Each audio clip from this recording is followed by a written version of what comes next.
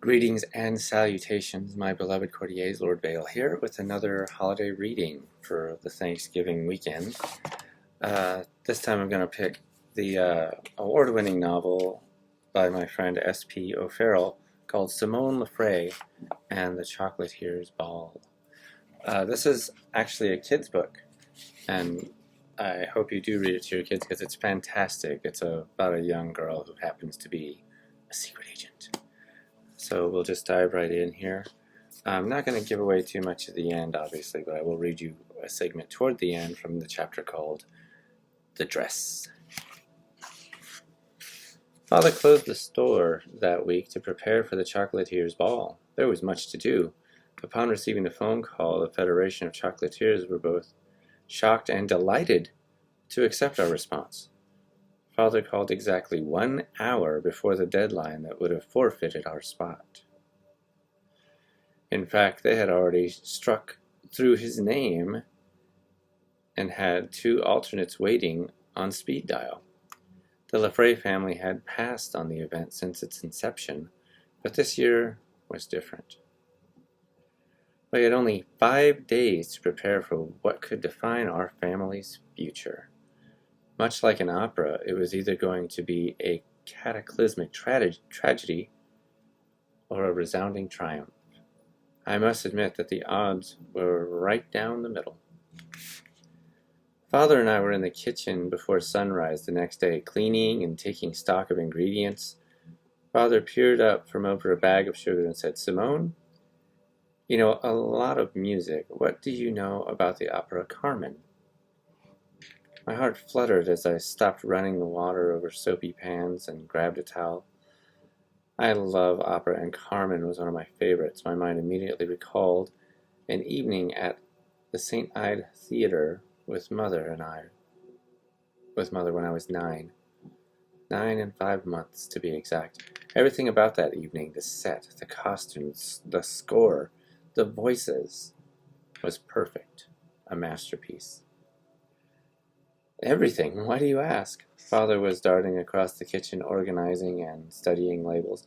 He stopped for a second and said, "The theme this year is opera, and Carmen was assigned to me.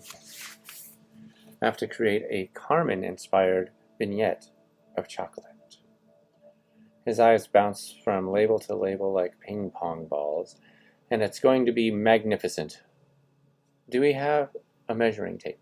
I know we have somewhere." He went on banging about as my level of excitement elevated. "Carmen," I muttered with a smile. The injection of Carmen was exciting, although the accusation of Madame Fontaine and the specials board still rang like a gong in my head. Was Father a fraud? I stared at him for a minute. He was confident and flowed through the kitchen with precision. But the evidence was mounting, and my mind kept arriving at the same conclusion. It just can't be. I said to myself as I admired his every move, this was the man I knew. Regardless of the evidence, I could not discount the smell that welcomed me in the store every day, the joy from watching him work, and the endless number of perfect sweets I had eaten over the years.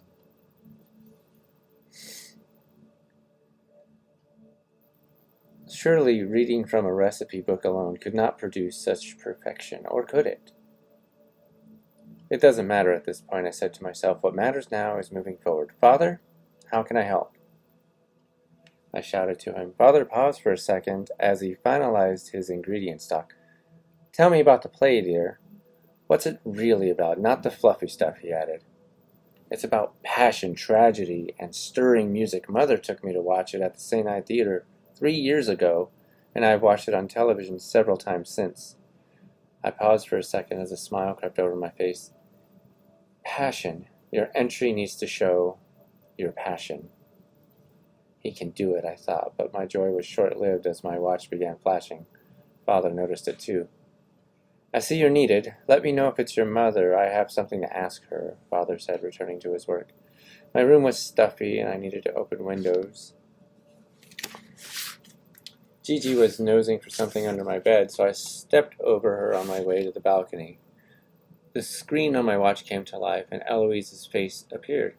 "How is your father? I heard he will be attending a certain event Saturday night," she said.